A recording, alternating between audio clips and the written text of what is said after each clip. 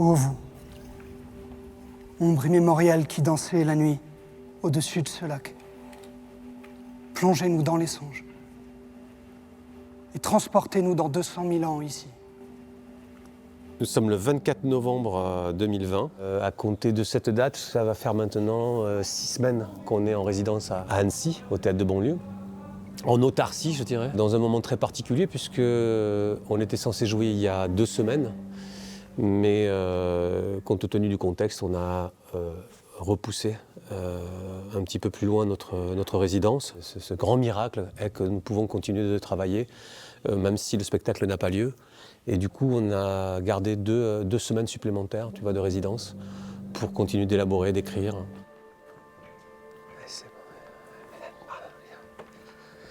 Moi, je pense qu'il faut le tenter. Il ne faut pas avoir d'a priori. Putain, mais merde, quoi, allez, stop, là, stop. Allez, voilà. Voilà, rideau, ok? J'avais pas imaginé, madame. Ok, c'est bon, là. Faites tout chier. Ça te fait rire en plus? Mais merde, bim. Il y a un peu de trucs un peu ridicules. Mais je pense que... Ok, on peut aller là-dedans. Essaye de voir quand même. Il peut s'énerver.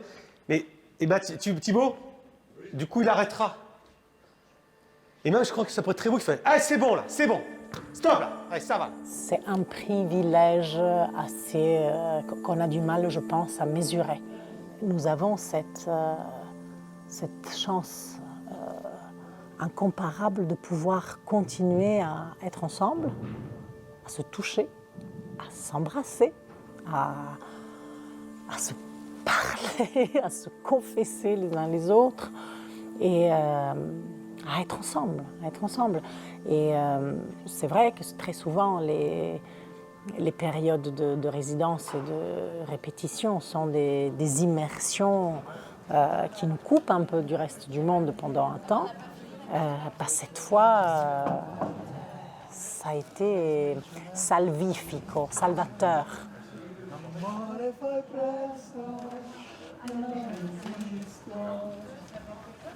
Le théâtre est clairement un refuge, un endroit où on peut se retrouver, déjà continuer à travailler, à élaborer, à terminer une création. Beaucoup dans les pièces de Tchekhov et surtout chez certains personnages, il y a certains personnages qui vivent en vase clos.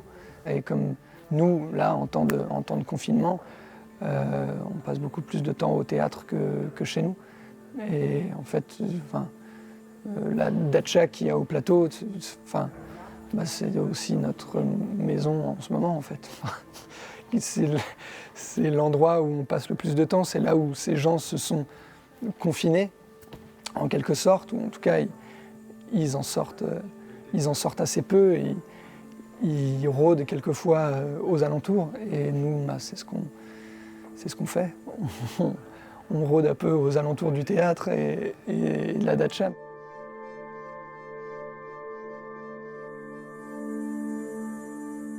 Et là où beaucoup de personnages de Tchekhov ne sortent pas de ces lieux, nous, il va quand même falloir qu'on sorte à un moment ou à un autre de cet endroit.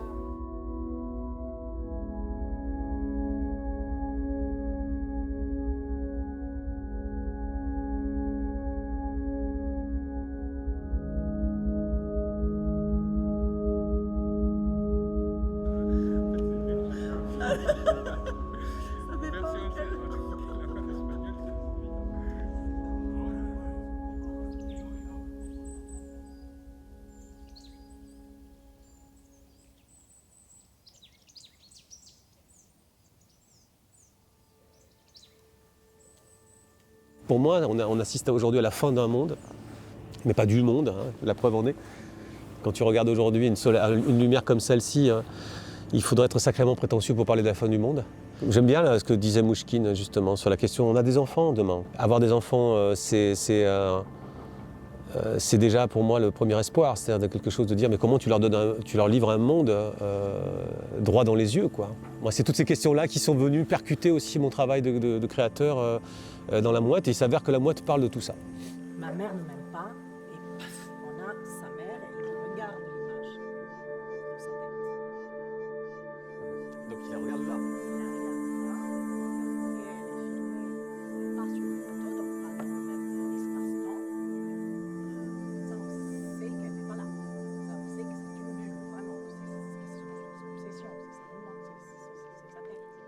Je crois que c'est assez étonnant de pouvoir monter la Mouette dans un contexte comme le nôtre aujourd'hui. Nous, quand on a commencé à créer cet objet-là, on n'avait pas la conscience véritable qu'on allait traverser, en tous les cas, une période aussi troublante, aussi désordonnée.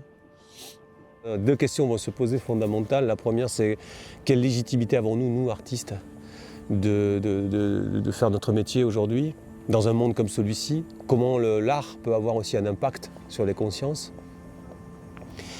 Et d'autre part, ce qui est quand même très fort, c'est que quand même cette œuvre, ça part quasiment que de faits existants. C'est-à-dire que la Mouette, elle s'est écrite, elle s'est bâtie sur des histoires réelles. Et je trouve ça extrêmement fort quand on voit nous ce que nous traversons aujourd'hui dans notre vie.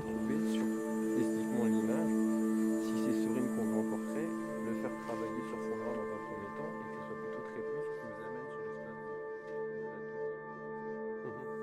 qui nous amène sur l'espace. La première des choses qui aujourd'hui est nouvelle, qui ne l'était pas au mois de mars, c'est qu'on peut répéter. C'est-à-dire que déjà, tu vois, l'État pose un regard sur nous beaucoup plus juste. Répéter, c'est du travail, c'est de l'élaboration. Et aujourd'hui, pour moi, c'est déjà un grand pas de pouvoir travailler.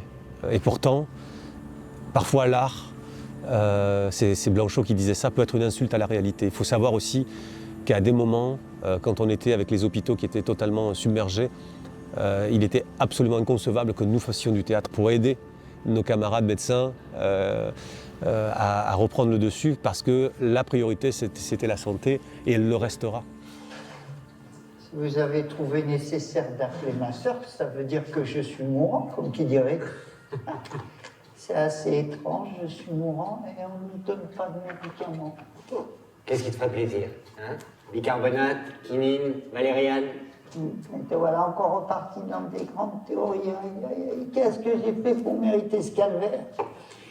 C'est un patient très angoissé qui vient voir son médecin et qui lui dit « Docteur, dites-moi toute la vérité. » Alors le docteur lui dit « Écoutez, j'ai deux nouvelles à vous annoncer, une bonne et une mauvaise. La bonne, c'est qu'il vous reste encore 24 heures à vivre. Et la mauvaise, c'est que j'aurais dû vous la prendre hier. » Je ne suis pas sûre d'être d'accord avec le lieu commun qui voudrait que Tchekhov soit actuel.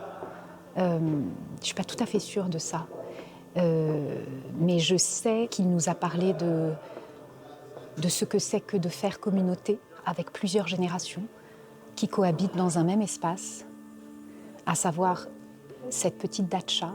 Ils sont éloignés dans le fin fond d'une campagne russe et ils apprennent à vivre ensemble. Et ça nous a paru être une opportunité, en travaillant ce texte, de questionner la problématique du vivre ensemble, des âges de la vie. On ne s'attendait pas à vivre, nous, autant de coïncidences entre ce que nous vivons actuellement et ce que nous racontons. En sachant que la Mouette raconte aussi que parfois, ce sont des personnages qui racontent une histoire qui va se produire. Tu prends Boris Trigorine, qui est l'auteur, on le voit écrire, et ça advient, tu vois, c'est-à-dire jusqu'où l'écriture produit une forme de réalité et comment parfois le réel rattrape cette fiction-là.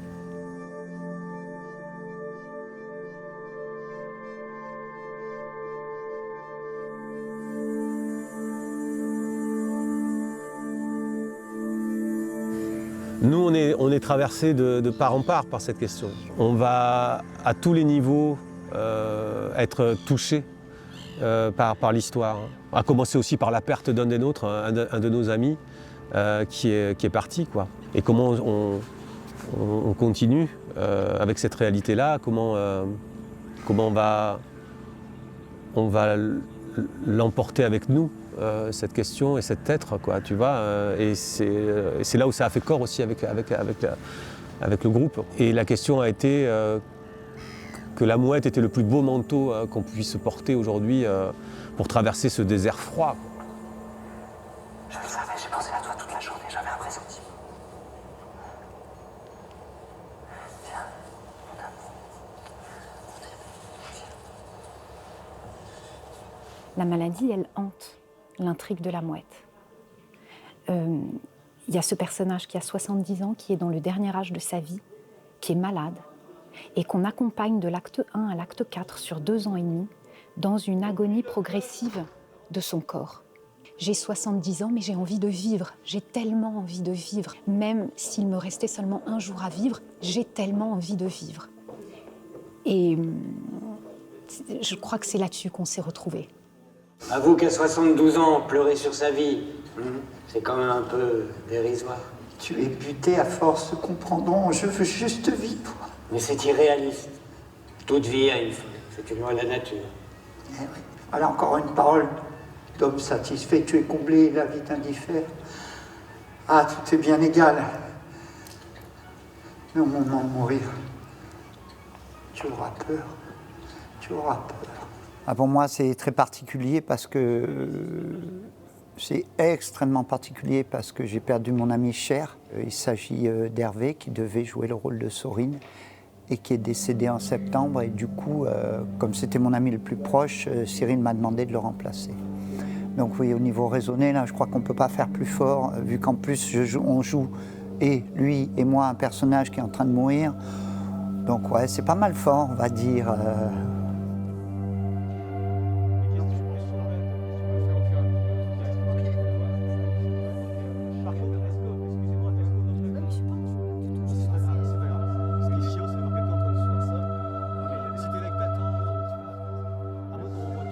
Et ce qui est très beau, c'est que ça n'apporte pas de réponse. Ça dit juste qu'en fait, je pense qu'il y a une forme d'éternité qui est assez belle dans la transmission. C'est-à-dire que tu te rends compte finalement que ce que dit Tchekhov, ils l'ont vécu.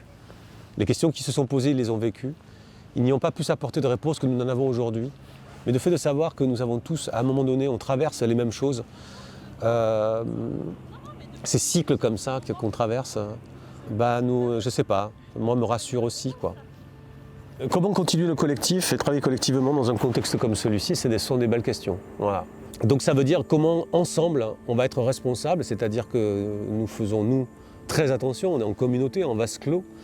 On a posé une charte de confiance en disant, oui, malheureusement, aujourd'hui, si on veut que le spectacle perdure, et je touche du bois, donc ça va faire maintenant des mois et des mois que nous traversons cette crise sanitaire, et on a été suffisamment, je crois, et encore aujourd'hui, vigilants et responsables pour ne pas se mettre en danger. Et pose la question quand même du jeu et des acteurs, et de cette communauté d'acteurs qui d'un seul coup prend le risque aussi d'enlever ses masques pour travailler, car ça fait partie de cette réalité-là. Ça fait partie des professions où nous devons enlever le masque. Alors la question va se poser, est-ce qu'on continue de travailler parce que le télétravail ne peut pas fonctionner pour nous, et comment on continue de travailler? Donc ça a été vraiment une grande question sur le collectif, la communauté.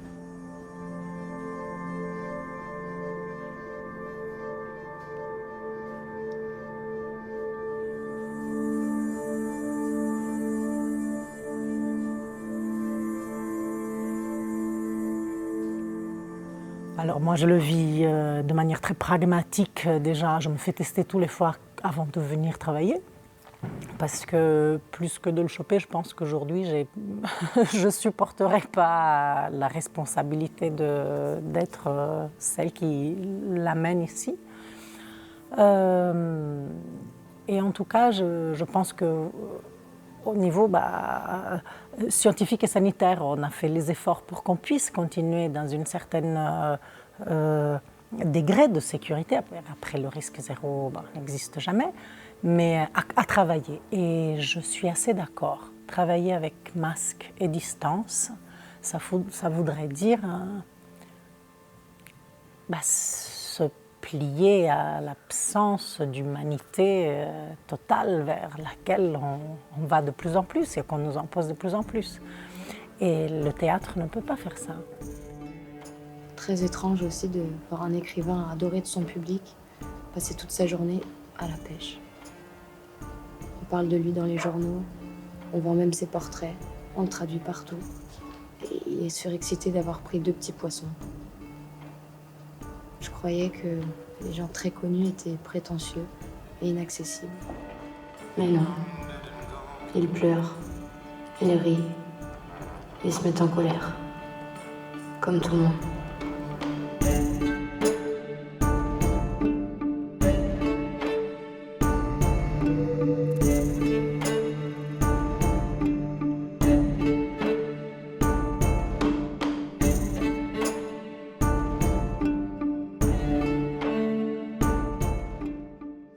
théâtre ouvre un endroit absolument détaché de la crise sanitaire. Un endroit où on peut encore travailler, c'est-à-dire où on peut encore rêver ensemble, s'émouvoir ensemble. Et je crois que le travail, de façon générale, et peut-être le théâtre, le travail théâtral en particulier, voilà, peut nous aider, nous, petites équipes qui sommes autorisées miraculeusement à continuer de travailler, peut nous aider à le vivre, à le traverser. Au moins, on est ensemble, une équipe de 35 personnes venant de partout en France et qui, voilà, à Annecy, a trouvé refuge pour dérouler une mouette.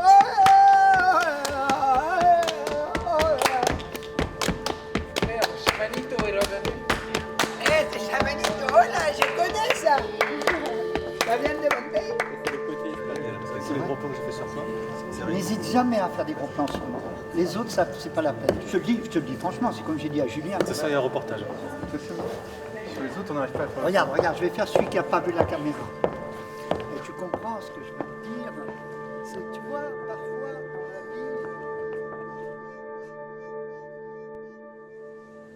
Anche amare è bene, perché l'amore è difficile. Volersi bene. Da essere umano a essere umano, questo forse è il compito più arduo. L'ultima prova e verifica.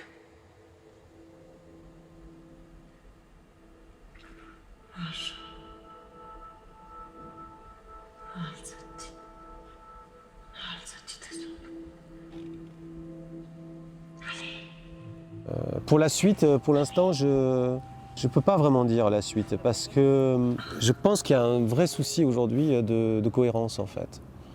On manque de cohérence parce qu'on navigue beaucoup à vue. Donc on dit tout et son contraire. Je pense que là, il y a une chose qu'il va falloir qu'on soit très attentif, c'est la panique. Attention, hein, on devient moins sensible avec une panique. Hein. La panique, ça désensibilise. Et on met les gens en état de panique, quoi.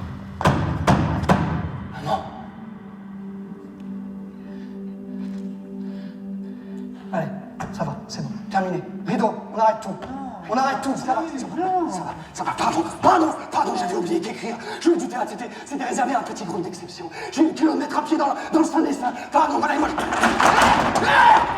voilà. Quand on décide d'arrêter les cinémas, les théâtres, les expos,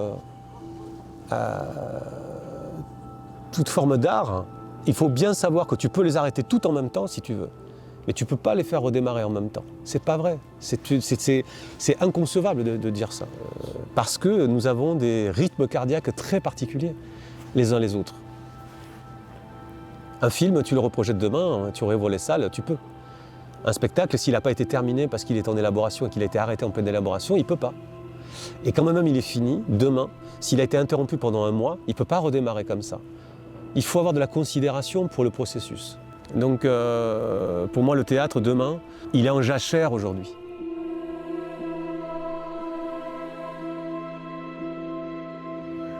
Je ne suis pas pessimiste en fait, tu vois. J'ai pas de pessimisme, ni optimiste en question, je suis simplement là avec mon équipe à faire en sorte que demain, quand les gens pourront venir voir ce travail, ils y trouvent une réelle nécessité et que nous trouvions, nous, la réelle légitimité à être encore là.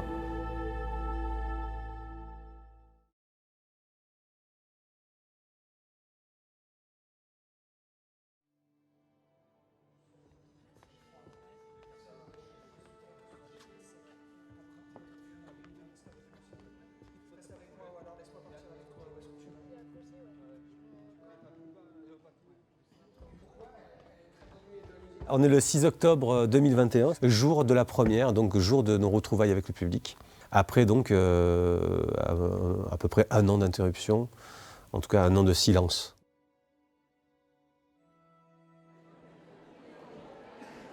Une chose est sûre, c'est que c'est joyeux. C'est profondément joyeux parce qu'en réalité, ce sont des retrouvailles. Aujourd'hui, le spectacle n'est peut-être pas le sujet. Je pense que le sujet, c'est aussi de pouvoir se retrouver avec un public, de pouvoir partager du temps ensemble, de communier autour du sens ensemble.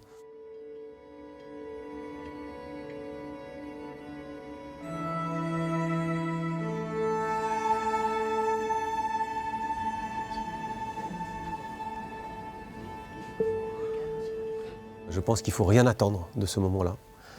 Il faut simplement j'ai la sensation de se reconnecter avec quelque chose qui a été interrompu, parce que rien n'a été interrompu. Je pense que c'est quelque part, c'est un peu une hérésie de dire tout s'est arrêté. Non, la vie a continué autrement. Le lit de la rivière a pris un autre chemin.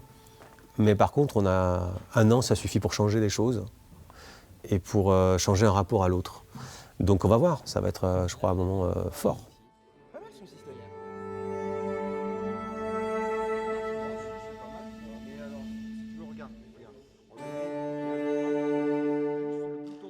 J'ai souvenir de la dernière fois où je vous ai parlé, où on ne savait pas ce qui allait advenir de notre histoire. Et aujourd'hui, je sais qu'on va partir pour un bon moment. Je pense que le démarrage est très important ici, et c'est pour ça qu'on est là. C'est qu'on se fasse plaisir, d'accord? Et c'est que ce soit joyeux. Parce que s'il y a bien une chose à défendre, c'est bien la joie d'être ensemble et de faire du théâtre. Ça marche? Donc faites-vous plaisir, avec de l'exigence, de la précision. Go! Allez, merde à tous! Allez mes amis! Go!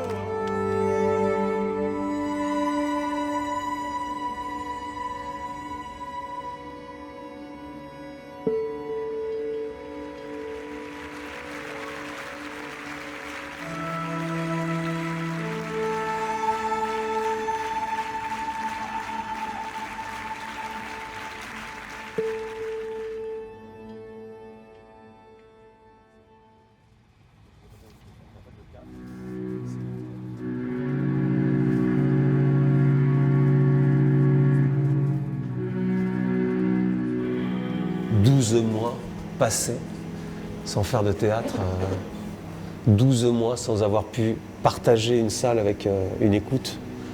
Hier, c'était très émouvant, quoi. Parce qu'il y a 2 grands mots que j'ai traversés, moi, dans cette expérience, c'est la solitude et l'amour. La solitude avec soi et l'amour avec vous, quoi. Et ça, c'était quelque chose qui a été extrêmement fort. Merci beaucoup. Voilà, je vous le dis avec beaucoup d'amour. Le voyage nous attend, messieurs, dames. Et pour finir, je vais vous lire une phrase que m'a envoyée ce matin Béatrice Picon-Vallant. Et ça sera une belle conclusion de notre première étape. Les ailes d'une mouette ne battent pas l'envol, mais la chute. Voilà.